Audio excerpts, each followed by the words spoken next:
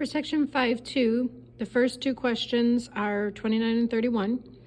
They have to do with finding the reference angle for 2 pi over 3 and negative 11 pi over 3.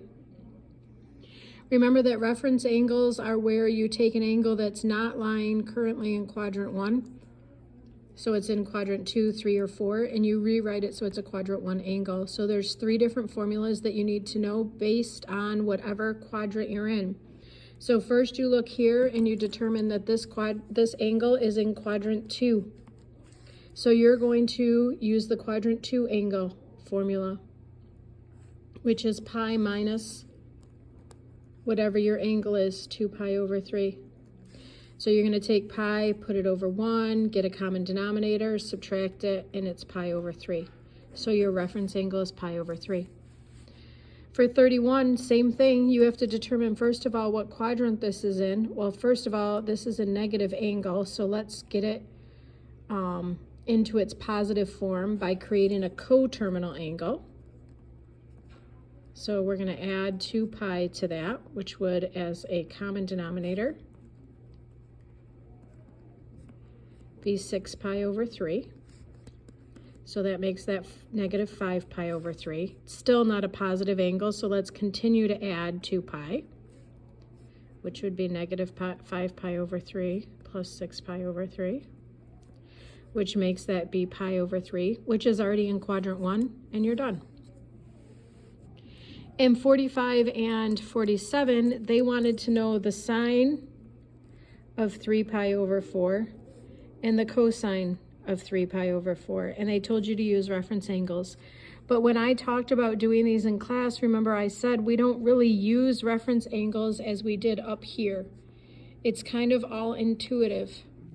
And so when I ask for the sine of 3 pi over 4, instead of actually going through and calculating a reference angle and everything, what you're going to do is you're going to go to the unit circle and you're going to look in quadrant 1 at the pi over 4.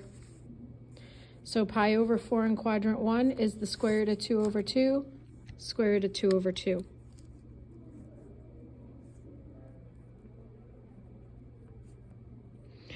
Now I need to determine what quadrant 3 pi over 4 is in.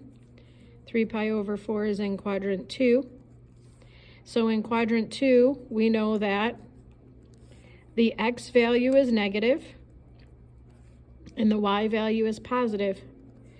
So now we have the x and the y value, which is what we needed, because the sine is the y value, the cosine is the x value, and so my answer to the sine of 3 pi over 4 is square root of 2 over 2,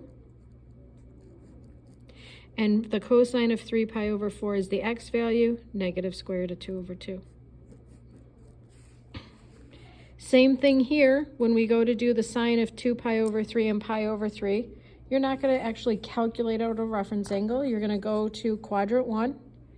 You're going to look at the pi over 3 angle and its coordinates, 1/2 square root of 3 over 2. Then you're going to think about what quadrant 2 pi over 3 is in. 2 pi over 3 again is in quadrant 2. So in quadrant 2, our x value is negative and our y value is positive.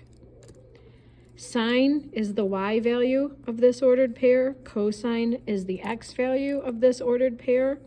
So the sine of 2 pi over 3 is positive square root of 3 over 2. And the cosine of 2 pi over 3 is negative 1/2.